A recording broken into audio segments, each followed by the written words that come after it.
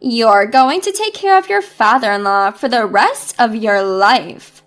I'm going to live with my new daughter-in-law, haha. One day, my mother-in-law suddenly dropped this on me. Basically, she was saying that my husband was having an affair, and she was backing it up. Furthermore, they planned to live at the mistress's house. At my in-laws' house, there was a wheelchair-bound father-in-law who needed care. Despite this, my husband and his mother went to the mistress's house. What they did was, of course, unforgivable. However, I couldn't just leave my father-in-law behind and leave. As I wavered, my father-in-law finally stood up. My name is Linda, 30 years old. I married my husband Bob, and it's almost our 3rd year. At first, we got along so well, but now we don't talk as much. Is this what they call getting used to? The more you know each other, the more your love stabilizes, and you end up seeking a more stable life. There was no problem with our marital life, but it could be described as unstimulating. Plus, about a year ago, my husband's job got busy, and he started to work overtime. Business trips, which were almost non-existent before, have become a few times a month. However, he always covers the living expenses, and I have a job too. I can't always worry about him. Sometimes when he comes home early, we have dinner together and make up for the lost time.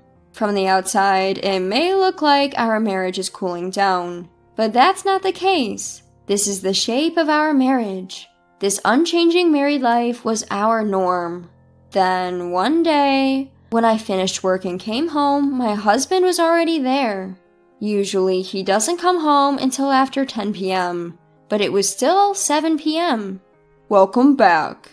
To his greeting, I asked back, "Bob, you came home early today. Didn't you have to work overtime?" "That's not the point. My father had an accident and is in the hospital." "Wait, your father?" According to my husband, his father had an accident on his way to work at his own company when a car ignoring the red light crashed into him. Fortunately, he didn't have any fatal injuries, but he was left with paralysis in both legs and one arm, forcing him into a wheelchair-bound life. "My father-in-law had an accident? You've got to be kidding. My father-in-law, who loved hiking and fishing, is now wheelchair-bound? That's too pitiful." My father-in-law was an outdoor enthusiast, and he often took my husband and me to various places. He treated me like his own daughter and always said, "If you ever have any problems, feel free to rely on me." Such a father-in-law had an accident? It was hard to believe. My father-in-law was running his own company, but my husband works for a different company. So we weren't immediately notified about his accident. We only found out when my mother-in-law contacted us. In this day and age, we couldn't visit him as often as we wanted, which was frustrating. My husband Bob started the conversation with a serious look in his eyes. "Well, Linda, Mom asked me to do something about Dad." "What did your mom ask for?" "Well, she was wondering if we could help take care of Dad." "Take care of your father?" "Yeah, Mom's been getting on in years, right? So she's finding it difficult to do it all by herself. She wants us to help out." "So that means we'd have to move to your parents' house?" "That's right. There's plenty of room at their house, and we'll have enough space. What do you think?" I fell silent. I admire my father-in-law and care about him a lot, but I can't just say, "Oh, sure, no problem," and readily agree to a thing that I've never done before. It's not that I don't care about your father, but I have a job too. Suddenly, asked to provide care, what should I do? I racked my brain trying to come up with the best solution. But no matter how much I thought about it, no good ideas came to mind. Perhaps sensing my state, Bob took my hand and stared at me straight. "Linda, I need you. I know it's going to be tough since it's your first time. But if we leave it all to Mom, I'm worried she might break down too." "Well, I think it will be tough. But I have a job too." "Linda, you can quit your job. I'll earn our living expenses, so can you dedicate yourself to taking care of Mom and Dad?" Quit my job?" "Yes, I'll earn the money and support you. That's why I need you. Our family needs you. Bob pleading on his knees repeatedly. Eventually, I decided to quit my job and dedicate myself to taking care of my father-in-law, just as Bob had said. A few days after we started living together, Bob suddenly said, I'll take over my father's company and become the president. Even my father-in-law was surprised by this, but perhaps he was secretly happy that his son would take over his company. Tears welling up in his eyes, my father-in-law said to Bob, Bob, I can't believe you said that. After all this time of you saying, I won't work at your company. Well, that was, how do I say it, like playing hard to get? With you in this condition, Dad, I can't just leave the company alone, right? Thank you. I was wondering what to do with the company. I thought I'd leave it to someone who I can trust, but if you're willing to take it over, I'd like to pass it on. I knew you'd agree, Dad. I'll do my best as your son. Yes, I'm counting on you. For the sake of the employees who followed me, please create a good working environment. Of course! So, Bob took over his father's company, and my father-in-law moved from the president to the chairman. Usually, the chairman has various responsibilities. However, my father-in-law decided to leave the company's operations entirely to Bob, retaining only his title. 2 months had passed since Bob took over after my father-in-law. Every day, he returns home past midnight. At first, I thought he was just busy with unfamiliar work and kept working overtime. But every night of overtime work is surely too much. What further aroused my suspicion was my husband's peculiar scent. That day, I was unable to fall asleep, and as the late night hours rolled by, I was still wide awake. When I got up to drink a glass of water from the kitchen, I heard the front door open. I quickly moved towards the entrance, and the moment I greeted him with welcome home, I smelled the scent of soap coming from my husband.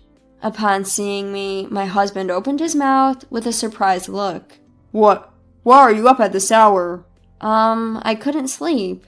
Bob, you've been coming home late as usual. Well, I can't help it, can I? I've taken over my dad's business, and there's a lot I don't know. I see. You must be having a hard time. I'm tired. I'm going to bed. As he tried to leave, I smelled the scent of soap again. On the spur of the moment, I grabbed his arm and interrogated him with a stern tone. Bob, who do you usually work overtime with? What? Why the sudden question? No, it's just, I noticed a nice scent coming from you. Why the hell should I know that? I'm working my ass off. Don't ask me about such petty things. His facial expression was more irritated than ever. His attitude only served to amplify my suspicions. As I struggled with how to press him further, Bob let out a sigh. Seriously, can you stop with that? I come home tired, and you interrogate me as soon as I get back. That's not a pleasant welcome. I didn't mean to. I was just curious. So you're doubting me. We're living comfortably because I work like this every day. Do you get that? I understand that. Damn it. If you have some time to talk about this crap, why don't you do some cleaning? I don't have time for this. With that, he stormed off upstairs, leaving me alone in the living room. When I peeked into the bedroom, he was ignoring me and messing around on his smartphone. Despite my attempts to apologize, he ignored me completely.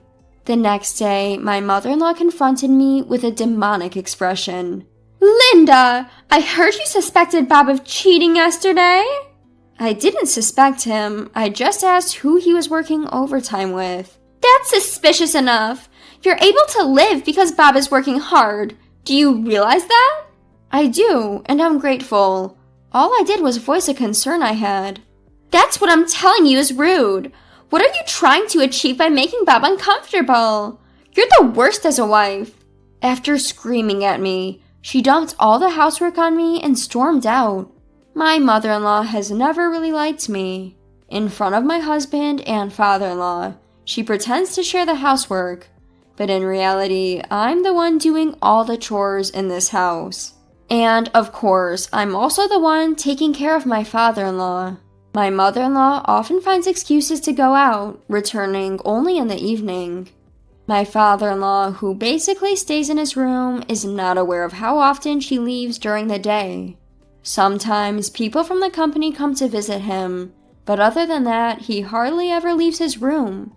Moreover, I've been warned by my mother-in-law not to tell my father-in-law and Bob anything unnecessary. I had no choice but to silently do the housework and caregiving. What made it bearable was the presence of my father-in-law. Every time I did something, he would thank me with a sorry look on his face. Linda, I'm sorry. You must hate taking care of an old man like me, right? That's not the case at all. I think of you, my father-in-law, as my own father. It's an honor to be a help to you. Having you say such things, it makes me feel lucky. I'm really glad that a person like you married Bob. Oh my, likewise. I'm glad to have a kind person like you as my father-in-law. There are many days when the actions and words of my husband and mother-in-law are hurtful. In the midst of this, the existence of my father-in-law, who needs me, has barely kept me going. It's my role to wipe down my father-in-law before he goes to sleep, and turn off the lights. When I finish everything and return to the living room today, my husband, who usually shouldn't be here at this time, showed up with my mother-in-law. My husband had a nasty grin on his face. Perhaps he had been talking to my mother-in-law. I have a bad feeling. The next moment I thought so, unbelievable words were released from my mother-in-law's mouth. Oh, good timing! I have something to tell you. Something to talk about? I'll cut to the chase, okay? You should take care of your father here for the rest of your life. Mother-in-law? What are you talking about? I've decided to live with a new daughter-in-law. Of course, Bob will be with me too. A new daughter-in-law? I unintentionally lost my words at the shock. I realized I was frozen on the spot. A new daughter-in-law? What on earth is she talking about? Why doesn't Bob say anything? As if to ridicule my silence, my husband shoved a divorce paper in front of me. I have a girlfriend. My mom and I have decided to live at her place. What? I'm going to pack up now and leave with my mom. Whether or not you submit the divorce papers is up to you. But you know, either way, it's your job to take care of Dad. No way! I felt hopeless and I collapsed to my knees on the spot. My husband and mother-in-law started packing their things, leaving me behind. Tears start to spill in the silent living room. Then my father-in-law in his wheelchair appeared. Linda, it's quite noisy. What happened to Bob and his mother? Father-in-law! Hey, why are you crying? What exactly happened? I conveyed the conversation I had earlier to my father-in-law. His expression became increasingly stiff, and by the time I finished telling him, his eyes had changed. He stood up briskly and announced with an unprecedented strength. Linda, it's time for a counterattack. Huh? Your legs! Sorry for keeping silent. The truth is, I've been able to walk for a while now. It's okay, leave everything to me. The preparation is already in place. My father-in-law pulled a large brown envelope from the drawer and showed me its contents. Father-in-law, this is... What was inside were various pieces of evidence of my husband's infidelity, and, unbelievably, evidence of my mother-in-law's infidelity as well. According to him, since Bob became the president, my father-in-law had trustworthy employees monitor his actions at the company. As a result, it was found out that my husband leaves work precisely on time every day. Despite everything, I found him coming home after midnight every night. My father-in-law then commissioned a private detective to investigate my husband. He seemed to have noticed that his wife was out during the day, and he asked them to investigate her as well. As a result, both of their affairs came to light. The woman my husband was cheating with was also known to his mother, and it was found that they had met together. These pieces of evidence were obtained just recently. He seemed to be struggling with when to tell me the truth. It's blunt, but I'm glad I could talk. Linda, what do you want to do? I want to get back at those two. I see. Leave the rest to me.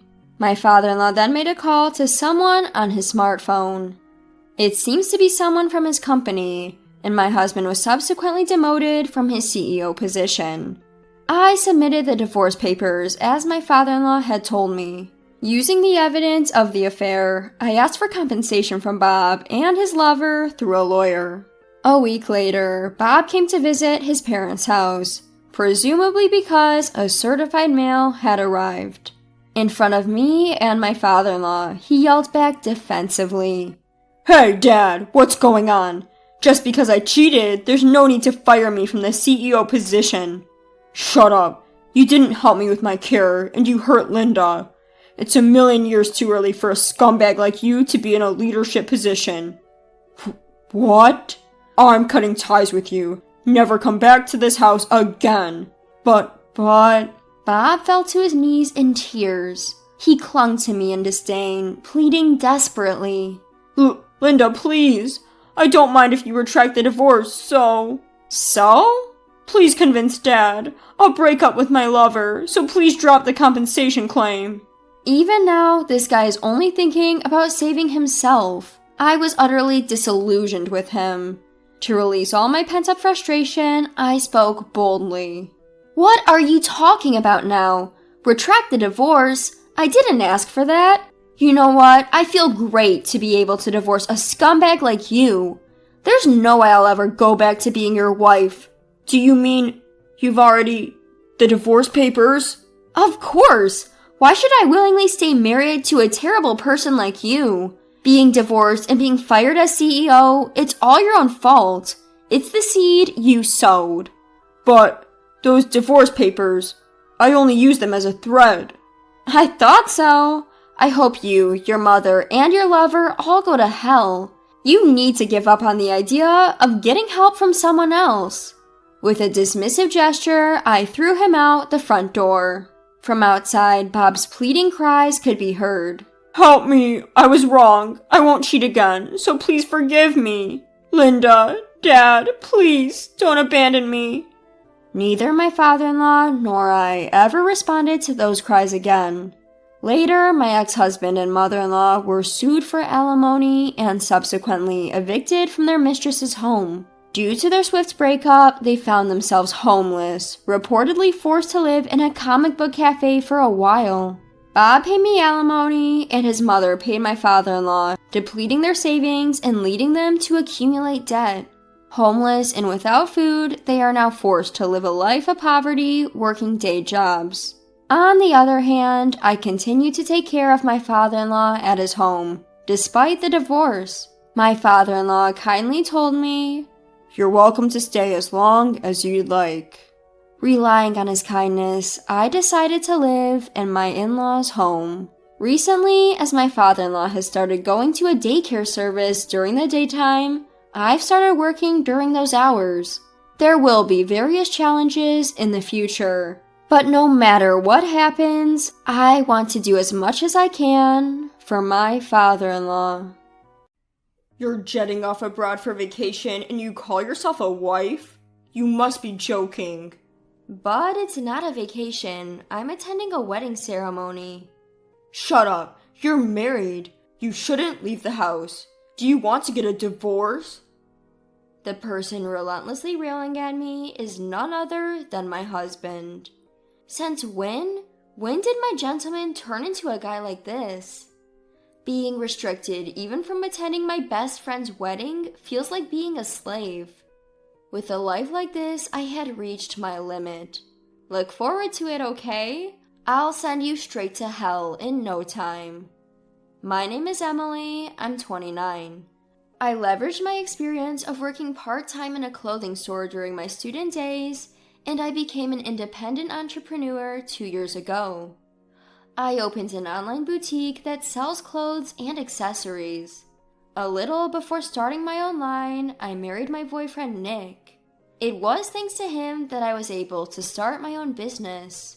In the beginning, I struggled to get my business on track, and I fell down so many times. Nevertheless, I managed to overcome it all thanks to Nick. Every time I faced some challenge, he would always say with a smile, "Emily, you'll be fine even if things are hard now. There will surely come a time when you'll succeed." I hope so, but if things don't get better, I will even be a burden to you, Nick. Don't worry about it. I want to support you, Emily, and I want to be there for you. But I would earn better if I get employed like I used to. You always said you wanted your own shop, Emily, didn't you? That dream has come true now. I'm here right by your side, so let's try a little harder together. Yeah, you're right. Thanks, Nick. I'll do my best. With the support of my husband, I decided to continue running my shop. I took full advantage of SNS for marketing and aimed for my business to get more exposure online. Thanks to that, I managed to significantly increase the number of customers. My target base is of a wide age range, so I have a large number of users. Everything is done online, so I don't have to pay rent or labor costs. Above all, I can do it alongside housework at home, so I can continue working without feeling overwhelmed. Things are now stable now, and I earn a decent income. Although my business took off, there was one thing bothering me.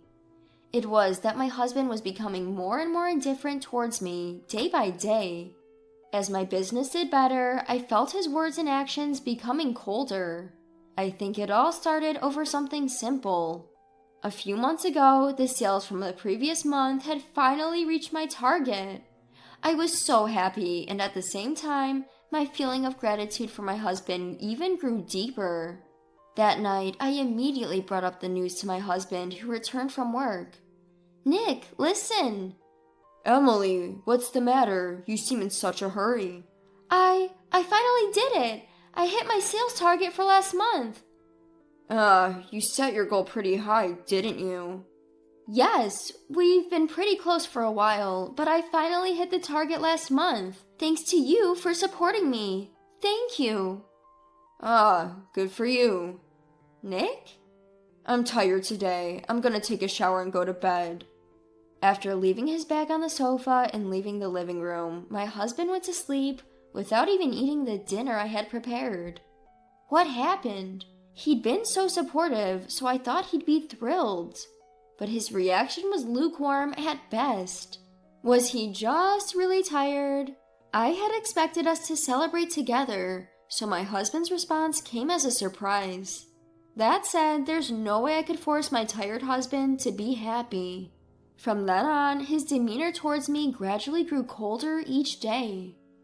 At first, I thought it was just because he was tired or not in the mood, but as this went on for weeks, even I started to feel uncomfortable. Before I knew it, he started looking down on me at every opportunity. Whenever I was on my computer, he'd stand behind me, sneering while peeking at the screen. What? Checking your sales? You timed it to show me the screen on purpose. Trying to brag or something? What are you talking about? I have no such intentions. Nick, you peeped at the screen by yourself. Huh? What kind of wife stays on her laptop when her husband's home? Or what? Are you trying to show off saying I'm so busy with work or something? It's not like that. You've been so cold to me lately, Nick. Did I do something wrong?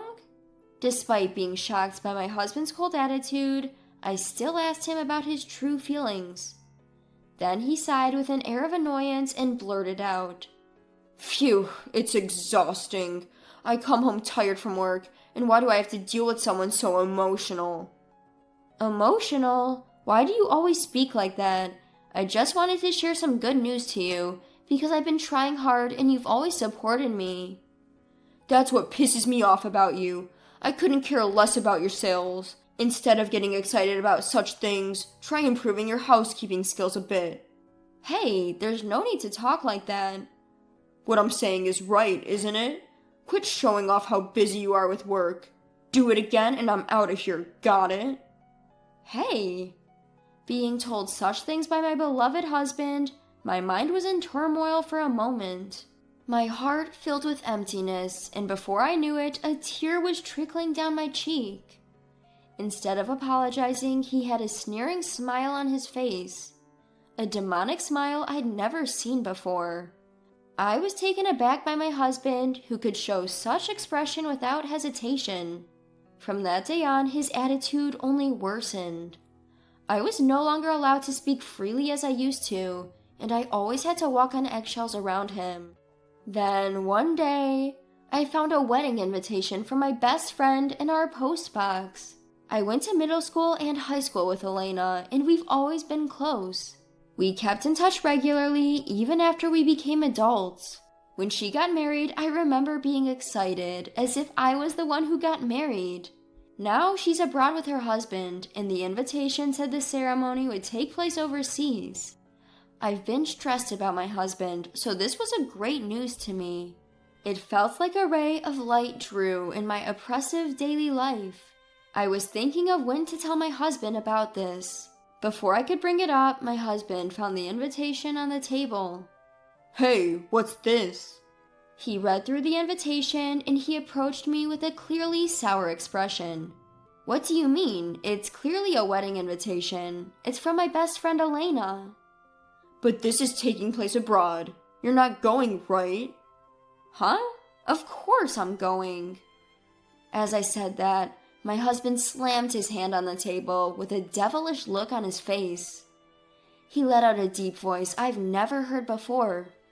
You've got to be kidding me. While I'm working my butt off day in, day out, you're just lounging around at home on the computer, and you're planning on skipping housework again just because of a wedding?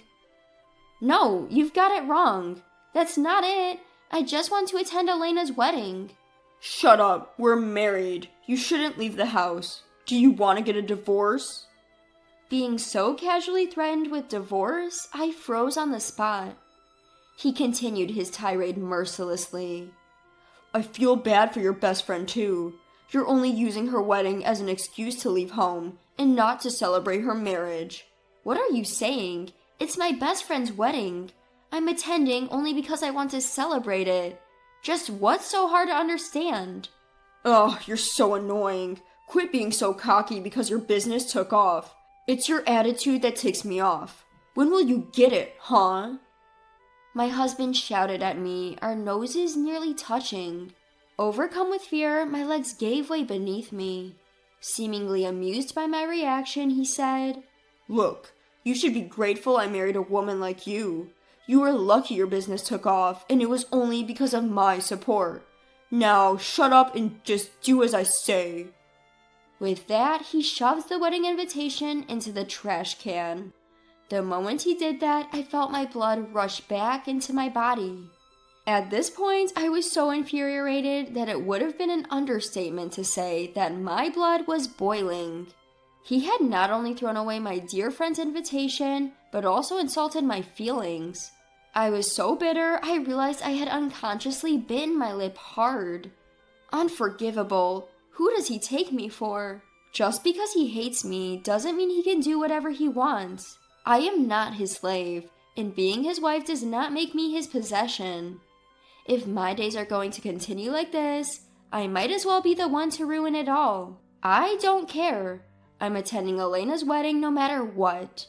Without resisting, I bided my time until the wedding, carefully making preparations for my overseas trip so he wouldn't find out.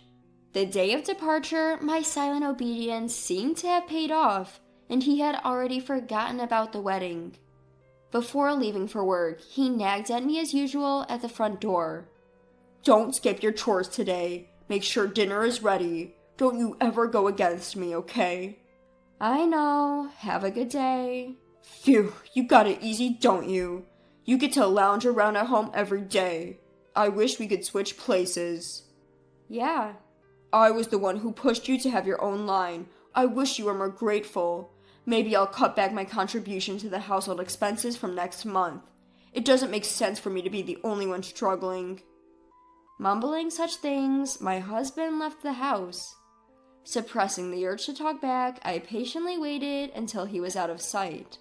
Once I confirmed that Nick was on his way to the station, I immediately began my preparations. I grabbed the suitcase I had prepared in advance, called a cab, and headed for the airport. I then took a flight to meet Elena. When I arrived at the inn she had booked for me, my phone rang. It was my husband. He must have realized that I was gone immediately after returning from work. As soon as I picked up the call, he began to yell. Hey, Emily, where are you without even having dinner ready? I'm at Elena's wedding. What? A wedding? I told you not to go. You broke your promise. I never said I wouldn't go. I also don't remember making such a promise. Don't mess with me. I've disciplined you over and over to not leave home. You're my wife after all. Disciplined? What are you talking about? That's just you forcing me to put up with your selfish expectations. Perhaps angered by my defiant attitude, he yelled, That's it. We're getting a divorce. Look, if you don't want that, come back home now. Got it? Without waiting for my response, he hung up the phone. No matter what he says, I don't care, because my mind is already made up. After my best friend's wedding, I spent a full day sightseeing before returning to the States. I arrived home prepared to have a talk with my husband, but he was nowhere to be found. On the table was a divorce paper. He had already signed it, and that wasn't it. My computer for work was completely smashed, as if to make a statement. By leaving the divorce papers and breaking my computer, he was probably trying to get back at me. There's not a shred of love left for him in me. I signed the divorce papers on the table and packed my things into my suitcase again. I took the divorce paper and headed to my parents' house. On my way there, I stopped by the city hall and submitted my divorce paper. When I arrived at my parents' house, I told them everything that happened. My parents were surprised at first, but their faces hardened as they listened. If Nick were there, my father would have definitely punched him. As I was relaxing at my parents' house, which I hadn't visited for a long time, my phone rang. It was a call from my husband. I didn't expect him to call this soon. I answered the phone without flinching. Hello? It's been a while, Emily. You're back in the country, huh? I got back today. So what? You're cold, huh? Oh, maybe you were shocked that I filed for divorce, huh? Ha ha. Huh? My husband seems to think I'm grieving. He continued in a condescending tone, which was noticeable even over the phone. Relax, I'm not serious either. I just wanted you to reflect on yourself, so I gave you a little scare. Reflect on myself? What for? You went abroad without my permission and had the time of your life. Had the time of my life? I just attended Elena's wedding. Tuh, you're so persistent. That's what I mean by having the time of your life. Leaving your husband behind, abandoning your housework, and going on an overseas trip. You're disqualified as a wife, you little chick. Enough already. Who do you think you are? Just because we're married, just because you're my husband, you think you have the right to control everything I do? What? Emily, enough is enough. In the end, you just can't stand that I'm successful at work, right? You don't like having a wife who earns more than you. You're such a deadbeat. It's pathetic to be jealous of your wife. If it bothers you, go ahead and make more than I do. Emily, did you just say that? I'm seriously gonna break up with you. Go ahead. In fact, we're already divorced. What? I filed for divorce. There's no way I can continue being married to a piece of trash like you. Just so you know, if you think you can break me with such threats, you got it wrong. I'm not gonna let you manipulate me. Don't ever show me that disgusting face of yours again, you jerk. He must have been shocked by my harsh words. He fell silent, so I said goodbye and hung up the phone. Afterwards, I hired a lawyer and billed him for the desktop he destroyed. Moreover, the texts and voicemail messages came in handy. His attempts to control my actions and his constant verbal abuse were proven, and I was able to collect damages. As a result, his savings dwindled and he was left in debt. His parents refused to help him, saying it was his own doing, and he ended up having to borrow money from loan sharks. Now he's stuck in a vicious cycle of borrowing to pay off debt, wandering in hell. He was never a high flyer, and I heard that he made mistake after mistake at work, eventually being sidelined. On the other hand, I've been living at my parents' home since the divorce. Thankfully, my current job doesn't tie me to a particular location. I can continue my peaceful life at home, and my parents are happy to have me stay with them. This lifestyle will likely continue for a while. Marriage isn't the only way to happiness. The most important thing is to have a family that cares for you. I've come to realize this once again.